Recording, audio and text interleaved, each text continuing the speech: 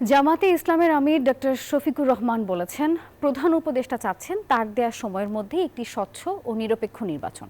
রবিবার দুপুরে মৌলভীবাজারের কুলাউড়ায় চা শ্রমিকদের সঙ্গে মত বিনিময় শেষে এই মন্তব্য করেন তিনি। বলেন, বর্তমান সরকারের মেয়াদ বাড়ানোর বিরুদ্ধে জামাত, এছাড়া করিডোর আর বন্দর দেওয়ার বিপক্ষে জামাতের অবস্থান, এমনটাই জানিয়েছেন জামাত আমির।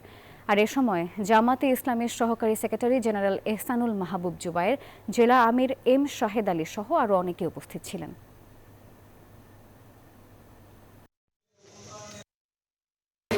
ডিসেম্বর থেকে আগামী বছরের জুন এর ভিতরে আপনি নির্বাচন দিবেন। তিনি বলেছেন যে আমি আমার কথায় শক্ত আছি এবং সেই নির্বাচন আপনারা পাবেন।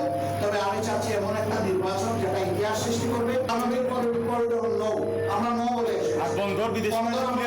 এসেছি, দেশের স্বার্থের বিরুদ্ধে আমরা কোনো কিছুতে হা বলি না।